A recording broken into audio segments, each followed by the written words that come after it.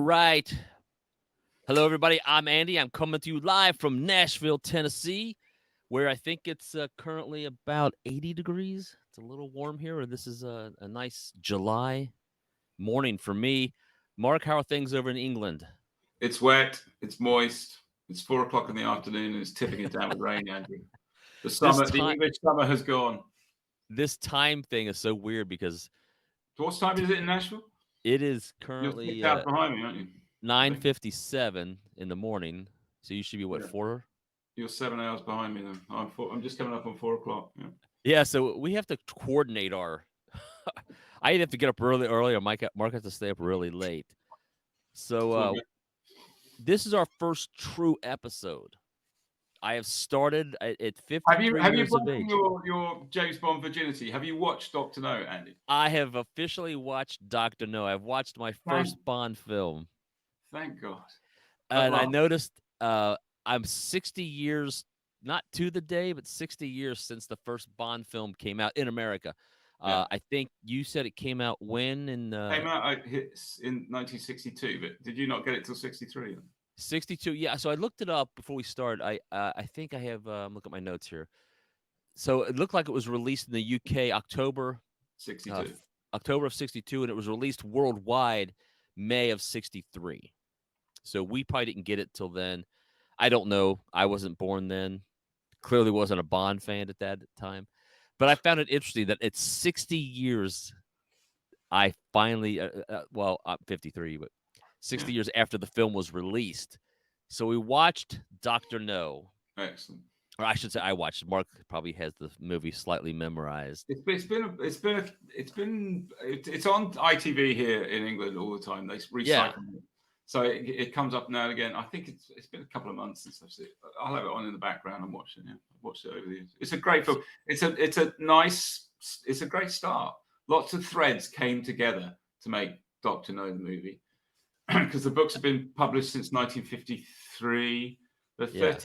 There are 12 James Bond books and 2 sets of short stories that the Right. movies were drawn from, and they started in 53. Yeah, and I think I looked up, there's 25 movies. 25 movies, you're right. So So the new one with the new guys, the 26th one, that's right. yeah, and I think we're gonna do an episode where we break down the history of Bond and Ian Fleming and the producer of the Broccoli family and all that. But for today, we're gonna do Dr. No. And I have some quick little numbers. I looked it up just to give us an opening start. Rotten Tomatoes has this film at 95% Yeah. for the critics, 82% for the fans. The budget for this film was under $1 million. It was Now, $1 million of your dollars, I think. Yeah. yeah, I'd have to look up what numbers. Everything was done on the cheap. If you read up about it, there are lots of Yeah. it was all quite tight. Um, I don't know what films were made for back then, but I'm sure $1 million is probably some astronomical number to begin with. I don't know. So the budget was under $1 million. It grossed 60 39 million. million. Was it Well, 60 million? It's 60 million worldwide, and that could be to date. The numbers I found weren't real detailed on when those numbers came in. So You can imagine I round the return on their initial investment. It was great. one little fact I did read, and again, I think we'll do this when we do our history of Bond episode, is that Ian Fleming sold the rights to all the books That's except right. for two Two. for $50,000. Yeah. And I that mean, franchise has got to be worth. I think he said it's over $7 billion it's made. yeah, you can't imagine the money involved in it now. It's crazy. It's insane. Yeah. So, two quick notes. So out of the 25 films, Dr. No is ranked. Do you have an idea where it's ranked? Now, this isn't official. This is just I'd someone say it's got to be in the top 10 because it is a classic. It's a bit bland compared to later things. Yes. Later movies there, but it's a great start. It sets the trend it sets up, it sets up M, it sets up the gun, it sets up Moneypenny. Everything's there. All the little starts, all the classic notes for Bond are there. And it's a great, I'd say it's got to be top 10, surely. Yeah, it was. Like I said, the site I found, and I'll try to put it up here in the bottom of the page when the episode comes out. They had it ranked at number 5. That sounds about right. Yeah. And they said that and I won't review. We'll kind of do them as we go, and maybe I'll post it the whole ranking on Facebook page and all that stuff. The other last two quick notes I have, original Bond, do you know who they originally cast for this movie? Or they wanted for the movie? Well, they wanted Cary Grant to start with, I Cary think. Grant. Yeah, yeah. But he That's right. couldn't commit to more than one film. He only wanted to do one. So They that went the after, producers um, I remember hearing Patrick McGoohan, who used to be Danger Man, the TV. Used to get Danger Man over there? The yeah, Prisoner. some You know kinda the Prisoner? You remember the Prisoner? I know of The Prisoner. I The can't say I've other ever seen It it. was a classic 60s show, and he was in that. I think they wanted him, but he turned it down. Yeah, they went after a few people. Ian Fleming wanted. Have you seen the Dam Busters No. film? The guy that plays the classic war movie, the guy that played Guy Gibson in Dam Busters, Richard Todd. I think Ian Fleming wanted him. He was a very dashing uh, English film star at the time, but he was Yeah. very short. Apparently, I don't think he'd. I think he That wouldn't work for Bond. no, I think he was about 5'8" or something. You need a 6'2" guy for Bond. But And yeah, and all sorts of people went for it. I'll say this, a young and not nothing against the old Sean Connery. Young Sean Connery was a dashing young man. Yeah, he's a good-looking guy. He was I 31. get why the ladies liked him. Yeah, he was 31 years old. He got the job. You know all the story behind that. But apparently, when he left, when he came in for the audition, Cubby Broccoli and Harry Saltzman, the producers of the movie, watched him leave from their office window and watched Uh, him walk off down the street. And apparently, they said he moved like a cat. And if you watch Doctor No, Connery's got a certain way of moving, he's got a certain style that you just can't fake, and he's got it. And that's what apparently they watched him leave. They said he looked yeah. like he moved like a cat, and that's what It's like a smooth he's swagger. so smooth, yeah. And he Like, set there's a the scene template.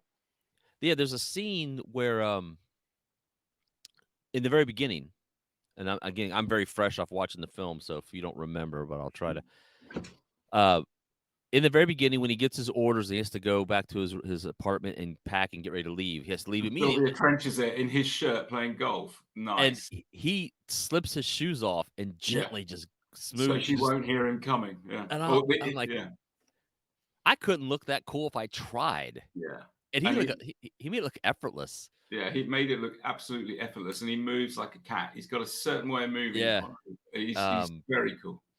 Yeah, he's very, very dashing, and I was like, "I get it." And the funny thing I did notice too about a young Sean Connery is his accent and his mannerisms that we all mimic today. You know, the typical Sean Yeah. Connery.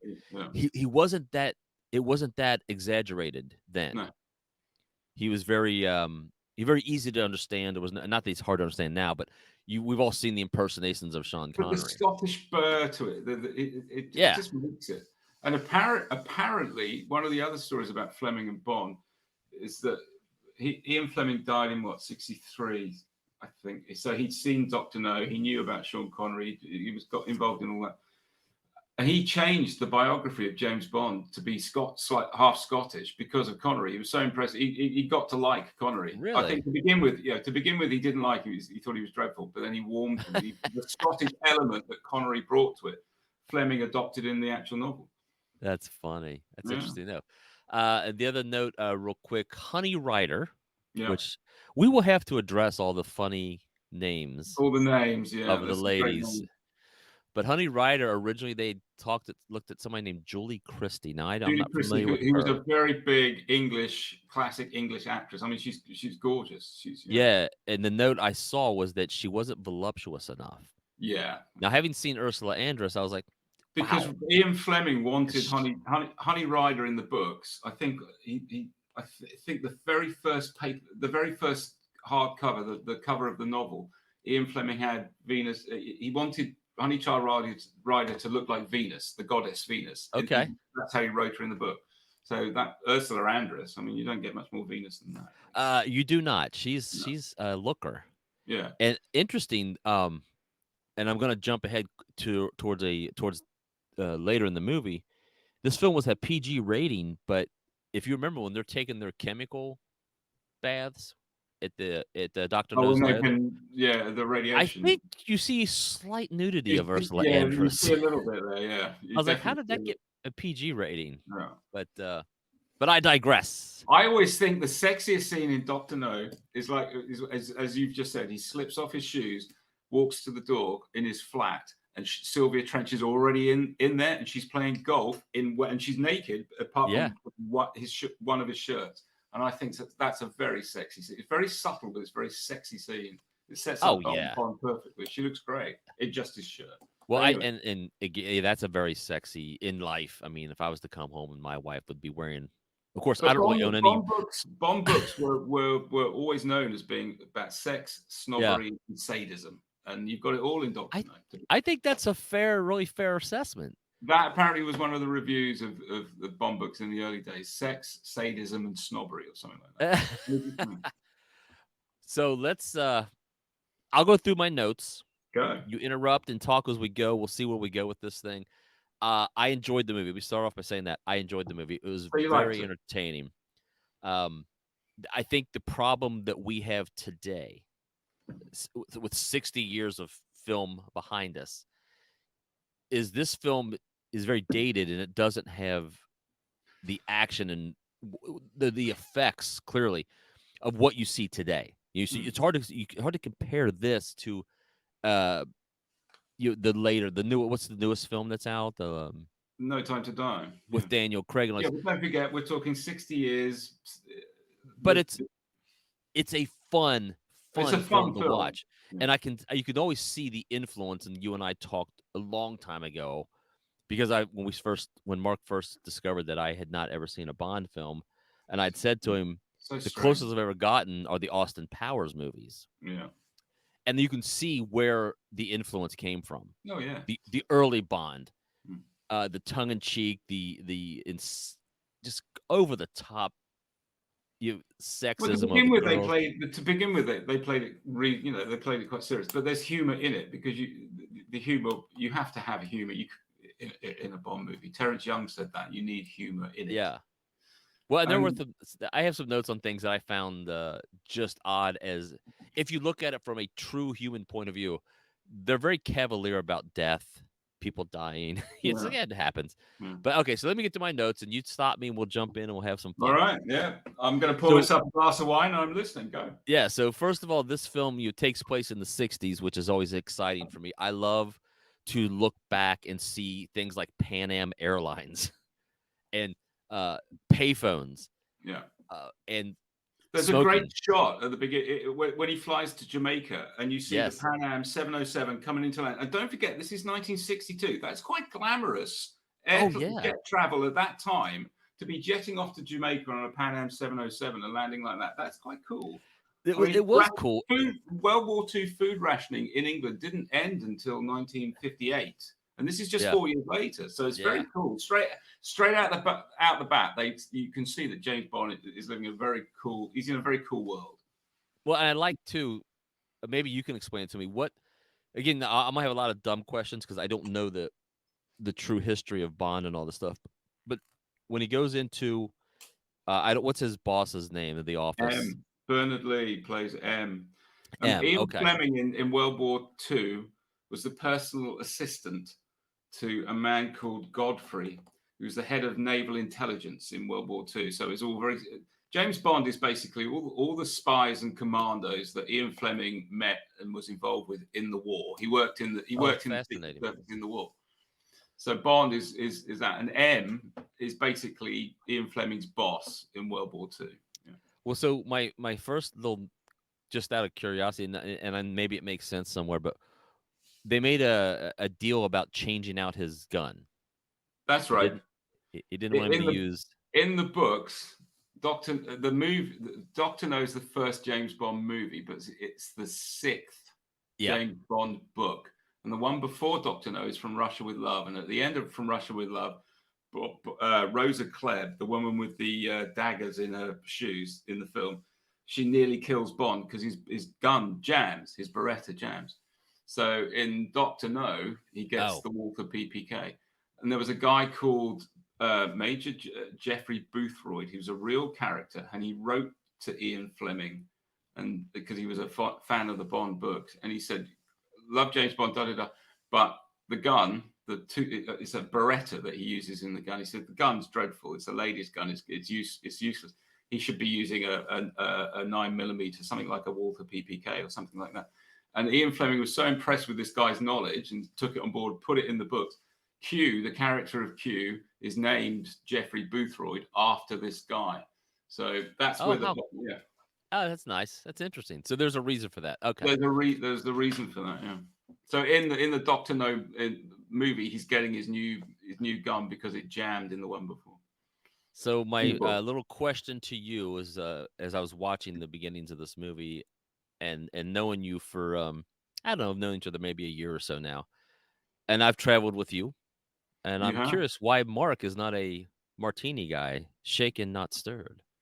I have one I'm a once. coffee guy that is stirred not shaken No, I'm a because that red would be wine guy. horrible.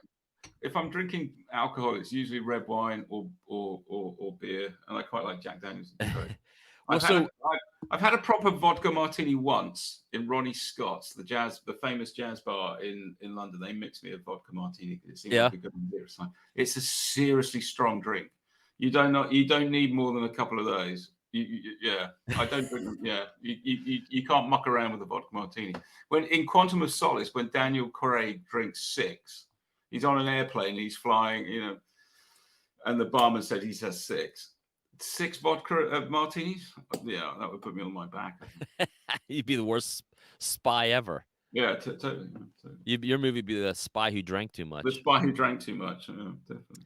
So anyway, I thought that was it. I just like the idea. I think he makes and for those of anybody who doesn't know me, I'm not a drinker at all, but he makes it look cool. He makes you think Yeah, he maybe does. I should start drinking because Yeah, he man, does. he just looks cool drinking this Yeah, martini. yeah. Um, so where we go next? Let's see. I put let's see. Oh, so I have this note. So did he sleep with the secretary from the government house? What Moneypenny? Not Moneypenny.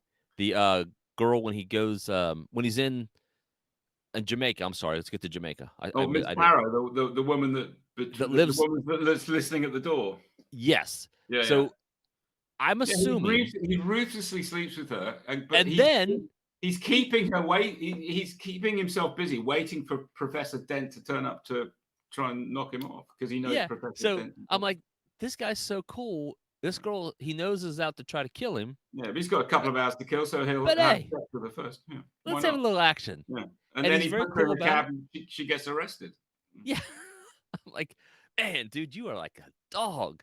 And that leads So into probably I'd say Connery's finest hour as James Bond when he shoots Professor Dent with yeah, that's a Smith and Wesson, and you've had your six, and yeah, I know.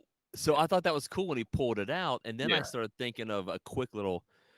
It made me think back to a quick reference to a Dirty Harry movie, where I don't know if you've seen any of the Dirty Harry films, but Yeah, yeah, Eastwood is standing over the guy and he's holding the gun at him, and he's the classic line of, "Well, did I oh, fire 5 shots or 6? 5 or 6, yeah, yeah. Seems in Same all the sort of thing. confusion, I've lost count.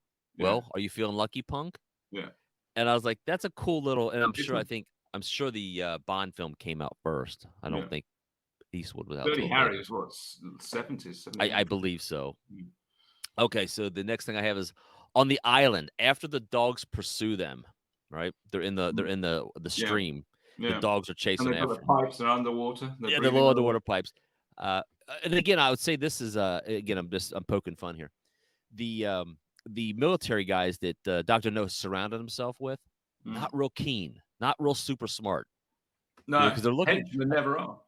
Yeah, they're just. I think is a requirement. Henchmen, dumb. Mm. Look kind of smart, but you're really dumb in general. So the henchmen move away, the dogs move on, and they've gotten away with it. But they notice one more guy is coming, Yeah, that's right. so they get back under the water. Bond jumps up, yeah, kills him in the Nice, water. nice Right. of him, That's where I first noticed the Cavalier. There's two witnesses to it, Quarrel and Honey. Not a big reaction. Like this man just jumped up and killed a guy in front of him, and Honey kind of has a, and then she just goes on about her business. Like she's just met this guy. So to me, it says how smooth is Bond. He is so smooth that he can kill in front of a lady he just met, and she's like, "I'm okay with that." Yeah, yeah. I like where you're going. I like your style." So I thought that was funny. Um, then shortly later, there's always you hear this Quarrel, as the guy who brought him over. They talk about Crab Key or the island, and he's afraid of the dragon Mm. myth, whatever. And then we see the dragon car Yeah, with which is Doctor No. quite basic and quite awful effects, but yeah, It's utterly ridiculous. What is yeah, the point of the dragon car? yeah, yeah, Now, again, you can have a car that shoots flames. I think that's cool, but I'm like, you're a guy that's building some kind of atomic nuclear weapon. yeah. But in your design notes, like, hey, make sure that car looks like a dragon Looks like a as it dragon. chases people around. Yeah, yeah, that is a bit daft. In the book, Uh, Bond battles a giant squid, so it is. Yeah, it's all slightly ridiculous. so that wasn't in the book then. Have you read the book or have you I read the haven't read books? Doctor No. I've got on a But you know Manchester that service. I've got 2 or 3 over there, but I've not but you read know them. that history. Yeah, yeah, I know a little bit of the history of it. So I Yeah. thought that was just a little funny and just like a head scratcher, but I'm like, whatever. It's a movie. I was I didn't see Quarrel getting burned up. That Mm. was kind of interesting. I was like, oh wow, I thought he was gonna make it out. No. And then again, back to the cavalier attitude towards death. Yeah. He gets burned There's a alive. very there's a moment where they Bond says to Coral, "Fetch my shoes." When they're in the water and they've been caught on the beach, he says, "Fetch my shoes" to Coral, and it's a very English guy saying to the black guy, "Fetch my Yeah. shoes." Yeah. It hasn't aged well. Right. That, And that that's one of the notes I saw when people were talking about this film. Say it doesn't age well, but I don't think you can But it's hold that obvious against. Bond, Doctor No, Connery. Those movies are of their time. They're classics, and that's just the way it was back then. Yeah, So, yeah. I don't think that's should be held accountable. I mean, it was no, still it's a fun movie. yeah. But yeah, so he dies. Spoiler for those who haven't seen it. Spoiler. Quarrel dies, and again, they just like moving on. Moving on. Yeah. Like this guy took him out here, risk his life, and died. And Bond's like, yeah, all right, next. So then they go to the contamination bath scene, which we've talked about. Yeah. Interesting. And again, I love the uh, again the '60s feel of everything because they're on this like conveyor belt and they're getting all these multiple Geiger showers, counters. and Yeah. they get the Geiger counters and Yeah. the little sign says active. That's it. That's it. Okay, good. Moving on. Um, Spectre. Talk to me about Spectre, Mark. Is this something that goes Special on throughout the executive. entire series? I think it stands for Special Executive Counter-Terrorism, Revenge, and Extortion. I think Yes. is what it stands for. Yeah. Spectre, the big bad. Ernst So Stavro Blofeld. this is And a conglomeration of supervillains. evil. Of Yeah. evil. Yeah, run by one guy who's the big bad, Ernst Stavro Blofeld. He's the supervillain, So and we so will see Spectre throughout the series. yeah, he's behind. Doctor No. I think was number 2 of Spectre or something like that, and he went rogue and set up on his own thing and started toppling. Well, you got to imagine if you're a group of supervillains. supervillains. Yeah, I mean, I imagine all of them are going to go rogue at one time because they don't have any concept of order or discipline. But I liked it when he broke it down and he's very like Spectre. yeah. Let's see what I got in the prison cell of Dr. No's compound. Yeah. This is where after they have the dinner with Dr. No, takes the girl away. Then Bond gets put into I guess cell. There's a nice little touch in that scene where they're in Dr. No's lair. And it's fantastic looking, by the way. Yeah, with the goldfish bowl and the fish and everything. Oh. But you'll see Connery do a quick double take at one of the pictures. There's lots of pictures, oil paintings on stands. Yeah. And he does a quick double take at this picture, and I think it was a Goya, and it had just been stolen because Dr. No came out in '62, and it was stolen from the National Gallery in London. I think that year or the year before. Oh, in real life. In real life. and so they put it into the movie. Ken Adam, the production designer, did a quick Oh, copy, and they put it. So there's a nice little touch. He has a quick double take. It's like, oh, Doctor that No's got it. that I like a lot. Yeah, That's cool to know that. yeah, Um, so when he gets taken to this prison cell, um, when he's like, take him away, soften him up, but take him yeah, away. yeah. So he goes in the prison cell, and of course, as any of us would do, and of course Bond would do, he tries to find a way out. Now, this is where I always scratch my head when I'm watching films. Is luckily in this cell that's designed to contain him, there's a massive human-sized vent. Mesh, a mesh to get out of. Yeah, there's air Yeah. Now, conditioning. There's air now, conditioning. keep that in mind. This comes into play in my later note. Yeah, It's electrified, so when he touches it with his hand, of course, he yeah, flies back off the wall. Smartly, his slippers come off, or loafers, and yeah. he knocks Oh, it that down we with could the. all be this clever, Andy. I know. I wouldn't even think. I'm like, well, that sucks. I'm stuck here. Yeah, So again, luckily and again, I think the Austin Powers films poke fun at some of these ridiculousness things, like when he's when he says, "I'm going to slowly lower you into this thing and kill you," yeah, and yeah, and Seth, his son's like, "Just shoot him! Like he's right there. Just shoot him with a gun. I have a gun here. Just shoot him." But they don't. So he puts him in this lair. He knocks out the screen, and of course, it's big enough for him to get through these massive venting tunnels throughout the whole thing. Which I was like, okay, you have to have this. I got it. But then the point comes to my head. In the movie, a massive flow of water is coming that's right. towards him. Yeah, So is it air conditioning vents or is it yeah, a but don't forget, sewage? in the movie, it's a bauxite mine, I think, or something like that. So it's got to be. I always thought it was something to do with the mining operation.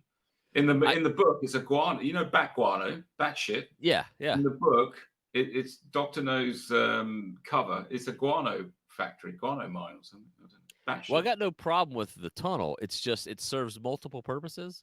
Yeah, It's air conditioning and water dispersion it's very clever because stuff.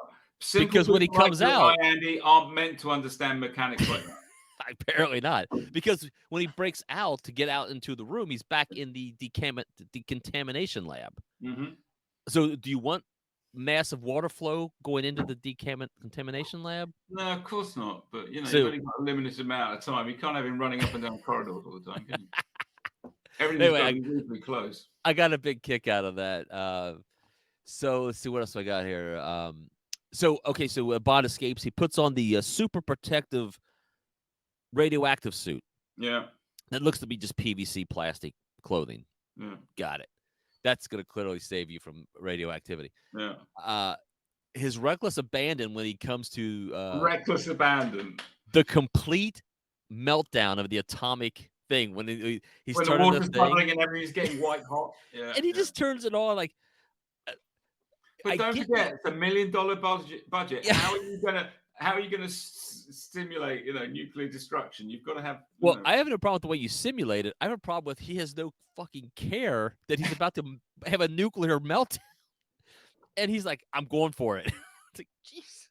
For king and country, Andy, you wouldn't understand. You've got a president with for king and country. It's a big deal. Yeah. It is, and I tell you what, he has, and he's very. There's never any fear in Bond, never. Nothing phases him. He's like, I'm going to cause a nuclear reaction, But don't and I'm going forget, to get out of here. the genesis of Bond is all the secret agents and commandos that Fleming knew in the war, who were very brave men. And we laugh, we can laugh about the way that they do it in the movies. But the genesis of Bond, Yeah, is fearless men fighting for proper causes in World War II. absolutely. Yeah, And so we that's where have it that. comes from. We have that here in America too. I mean, we have no shortage of gung ho Yeah, films, and there is something about that. And I tell you what, people to be all honest here and get serious for a minute, I'm impressed because I would be shitting my pants. I can get nervous at a drive-through if I don't have my order ready when I pull up, to the restaurant. Can you imagine if you're in a situation where you got to make a life and death move and like, oh my God, yeah, and you got to be cool. yeah, And you got to know what you're doing. yeah. So I thought that was just funny, the cavalier meltdown of the nuclear facility, and then just a little. I have this weird eye, and I think a lot of people do too. So in film, there's what's called continuity. Yeah. Continuity errors where one day I'm drinking out of this mug, and then next scene later I'm drinking out of a bottle of Coca-Cola. Mm. Continuity. Someone wasn't paying attention. Um, so Bond, after he melts down the causes the nuclear reaction, and he's running to save Honey, and he just pulls his top off because it's bulky, he can't run, but he's still in his pants and in the boots, and he's running through the thing with the boots. But when he gets to her, and he's running back, and he's going to run to escape the island, he is taking time at some point in time to switch into his loafers. Oh, has he? Okay. And I was like, well, you know what, Bond, you must be comfortable if you're running for your life. And No, I like that He could do this sort of shit, Andy. that you He's take the James time to Bond. put your loafers back on. Yeah. And then my final little note, and it's just a cute little nod to how cool Bond is. They escape on the boat, which, by the way, one quick thing I forgot to mention. Bond must have a left hook that is powered by Mike Tyson, Of because course. he punches people one time and they're just gone. Yeah. There's no fighting. There's no struggle. These guys, or these guys have the worst glass jaws in history. Yeah, no, it's a Because proper haymaker he's got. yeah, Conrad's he got just comes from the south, and bam, and the guy goes down. I like Yeah. that. I wish I Yeah. had that. Yeah. So after he knocks the two guys out on the boat, he flees. Him and Honey are fleeing. They ran out of fuel, so they're stuck in the middle of the Caribbean, That's right. and And then Felix turns up. facing potential death because we don't know if we're ever going to get rescued. Sitting there just adrift in the Caribbean. Casually, he's like, "Well, we're here. Might as well have a good time." Yeah. You're Why not? you could die. Like, there's How no else cell could? phone. But what a way to go, Andy. What a way to go. I do. I hope when my time comes, I'm in the same You're situation. drifting in the ocean with Ursula Andress. Yeah, and I do like, so then you said Felix finally shows up to rescue our friend Bond and Honey Mm. Rider, and he's holding the rope, and once again And then he lets the rope go. he's had a couple It's cool. he's had a couple hours sleep. Let's have another row. I'll let Yeah. the rope go. He'll come back, Yeah. and if he doesn't, who cares? I'm James Bond. Yeah. And then end. So the movie ends, and I thoroughly enjoyed the movie. I Did you laughed. enjoy it? You liked it? I did. Like I said earlier, when you look at it from 2023 eyes, you have to look at this with some filters. You have to just like let's just enjoy this movie. And I say it on another. I do another podcast with film reviews, and I say it all the time. I think critics are total douchebags because I think they forget how to enjoy a movie. Like, sometimes you can just sit back and enjoy it. It doesn't have to make sense. Yeah. No. I point out all these little things that just don't make sense. I do it for fun Yeah. because the movie was still fun to watch, and I get the excitement. So Oh, it gets better from here. Believe me. yeah, I'm gets looking better from forward here. to this adventure for the next 25 films we're going to I'm do. really glad you enjoyed it. It sets everything that Bond has: Moneypenny, M, the mission, his gun, all of it. It's all there in Doctor No. So Moneypenny and M are throughout the series. All throughout. M's his boss, who's modelled on Fleming's boss, Godfrey from Naval Intelligence in the War. Moneypenny, stiff upper lip, Brit, English, dependable type that everyone knows. Yeah, it's all there. Keep calm and carry on, as they say. Keep calm and carry on. Exactly. That's Moneypenny all over. She's always there. Dependable old Moneypenny. She's probably the real backbone, isn't she? Q's played by a different guy. Q's played by his name's Peter Burton in Doctor No, and then he wasn't available to be Q in From Russia with Love, so Desmond Llewellyn became Q after that. Gave him his briefcase and all the rest of it. But yeah, Major Boothroyd Q was a real man. And then Connery, who looks super cool in black tie and a beautiful tailored Savile Row suit. It's got everything, the style, the wit. So where do you think in your rankings, where does this one rank? You don't have to give the exact number. Is this in your top 10? Oh yeah, top 5? Top 10. Yeah, Doctor No's top 10 sets the benchmark for it all. And do you have it high ranking because you think it's that good of a film, or it's just this set the standards? You look this at is it where now. we go. If we've got a run of Bond movies on ITV here on a Saturday afternoon like today, If Doctor No's on, I'll watch it. There are other Bond movies I'd rather see because I've seen Sure. Doctor No many times. It is the style. It is all a little basic. I mean, that car chase in the Sunbeam Alpine, he's being chased by the big black car and he's in the little police Yeah. car. That's a little basic, and it's all back projection. You can see it's a little bit, you can see it's all Well, a and bit basic. so But Bond's it's got also a known. style and a class that set the benchmark for everything else that was to come, and that's why it's an important film. Well, and Bond's known for having iconic cars. What was that, a But Jaguar? that was a Sunbeam Alpine Sunbeam. car in blue, which That is was a car I'm not familiar with a over sporty here. little thing like an MGB, that sort of thing from the 60s. And I think they got it from some local resident on the island where they were You're filming it. kidding me. Yeah. I think That's how low budget it was. that's how low budget it was. Some local guy had a nice looking sports car that, they went for that. That's the story, I think, with that. That's It's his a first. cool. It's a cool So little car, yeah. so then Classic again, British sports car. yeah. So as we'll move on, and I'll see these later on. When does it become the iconic part of the movie that he has the car that's also Golfing with the Goldfinger? DB5, the Aston That's when it Martin. When starts to that got there. become. There's a great shot when Connery goes down to Q's workshop to get his equipment, and the camera pulls back, and there's this beautiful silver birch Aston Martin DB5 sitting there. It's a classic moment. Yeah, Goldfinger. So we've got a couple of movies to go. Yeah, Yeah, because it's pretty almost like the car becomes another character or an extension of his character. He good. always Yeah, has to have this totally. beautiful, Yeah, the beautiful woman, the beautiful car. It's like you get why people want, like, I want to be Bond. yeah, totally. It- Well, And I think, again, don't forget the movies came out in '62. Rationing in England had only just finished. The Bond movies were a look at a very glamorous world that most people just didn't have. And that's why they yeah, became so popular. People wanted to see that sort of thing. People aspired to be James Bond. They wanted to eat in the finest restaurants and go sure. to casinos and have, amazing relationships with fantastically, preposterously named women. Oh, So, I cannot wait to explore the names. So I think I notice, and I've told you before, you know this, of course. My wife's mom is from England, she is. and She's a very classy lady, too. there is so from over here, and again, I'll say this: I cannot speak for all Americans, as you cannot speak for all British Full Brit. people, the English.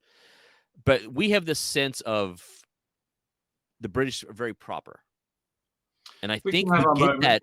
I think we get that from Bond, Mm. because when you see him, you're like, oh yeah, he's very dapper, Bond is and top end. He lives in a flat off the King's Road in Chelsea, which is one of the most expensive areas in London, if not the most expensive areas in London to live.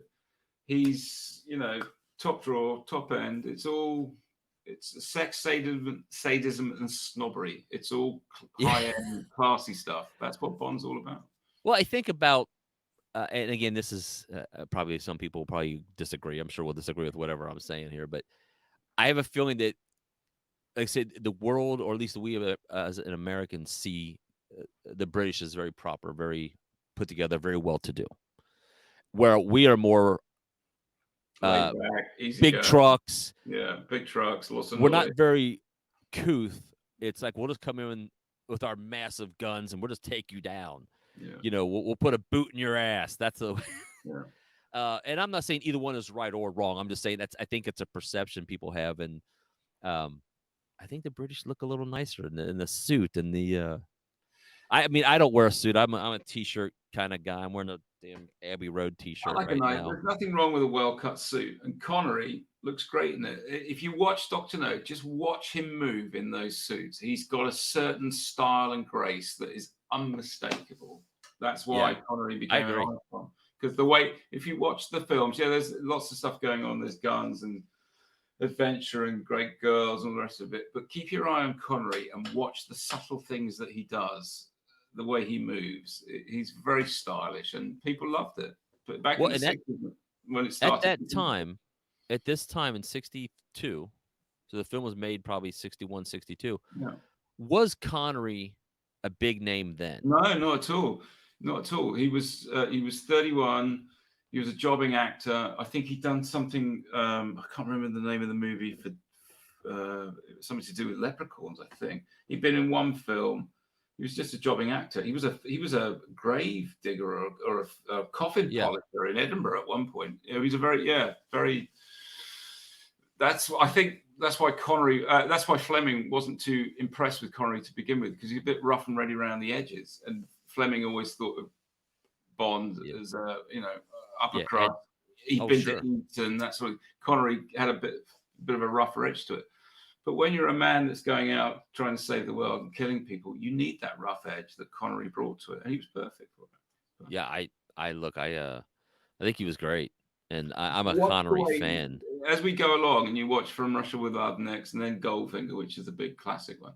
Watch the way he moves in those suits. He's got a certain elegance to him. I Yeah. like it. I'm a fan.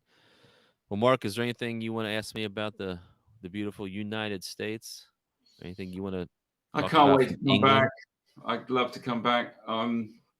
Yeah, Nashville, America. It's great. It's a America, good time. JFK was your president. Apparently, had Oh a big. yeah. There was a big. He helped get Bond noticed out there. He mentioned that he in his top 10 books, From Russia with Love was one of. I think it was number 7 or something like that. I don't know. And I think the story was the night before he flew to Dallas when he was assassinated. The last movie he watched at the White House was From Russia with Love, because that had just been released, I think, like that. So there was a Wow. bit of a Kennedy connection. I think that Bond. It certainly helped the Bond cause. And Yeah, I he's mean, Kennedy was still is to this day a beloved cool. president.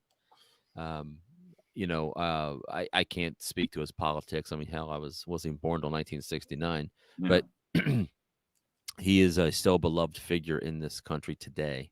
Hmm. Assassinated, taken too young, but I imagine, yeah, his influence would be overwhelming. Him mentioning From Russia with Love, I know, gave Bond an awful lot of publicity, and that's when Harry Saltzman and Cubby Broccoli got involved, and and off we went. So were the books popular Yeah, they um, saw. ahead of time? Ian Fleming wrote Casino Royale, the first one, I think it was at 50, 53, 52, 53, and it sold out. They had 3 print runs, which were big. I think the first print run was 1,700 books or something. It sold out every print run. They had to keep reprinting it. So yeah, it was a big. It was a success from the start. Yeah. Yeah, we're gonna do a deep dive on Fleming in another episode because I'm I've read a fascinated. few over the years. I haven't read them all, but yeah, they're of their time, but they're all Yeah, rollicking good romps. Yeah. that's good. All right, Mark, I got nothing. Okay, all Let's good. wind this episode up, and then we Good will to see you. Nice. hopefully see. I'm glad you've broken your bond. Yeah. It's taken me a while. I mean, that was funny. I was telling guys I work with yesterday um, about the set podcast that we're doing, and the fact that I'd never seen that Bond. And I work with a bunch of younger guys, and they same thing. Like, really, you've never seen one? And I was like, Yeah. yeah, I can't really explain why. It's there's no rhyme or reason, and it Bond wasn't has out of any. become over the years such a cultural icon. It's odd that you haven't actually seen one. So it's What and interesting. even I'll be like, interested to see how you feel about the character in the movies as we go on, because the movies change and the actors yeah. change. It'd be interesting to see what you think. Well, and they were all like, "You haven't seen Goldfinger, or you haven't, not Mm. Goldfinger, Goldeneye, or like the latest one with Daniel Craig." And I'm like, I, I, I have, but it in the defense of my not seeing that, I also haven't seen any of the Mission Impossible movies. And I'm a movie buff, and I say that, and people are like, "Sure you are," but I really am. The problem is there's a lot of movies out. Yeah. Taking the time to sit and watch these films, and I work a really weird job and schedule, and sometimes I just don't have the time, and there's no Mhm. excuse, like, this film's been out for 60 years. Clearly, I could have seen it over the past 40, I'm sure. Mhm. But, yeah, it just never came about. When I was growing up, for me, it was watching, the Brat Pack movies, Yeah. which we will probably talk about some point in time. Yeah. Our love of the John Hughes and Ferris Bueller's Yeah. of the world. But, yeah, I just never sat down and took the time to watch Bond films, but, I'm You're in glad I'm for a doing it treat. now, and I'm You're in glad I for get a to do it with treat. my dear friend from Britain who could at least break some stuff down for me and tell me about the lore of the great 007. Sounds So with good. I that, look forward to it.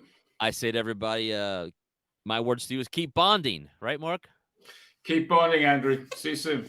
All right. Take care right later. Take care.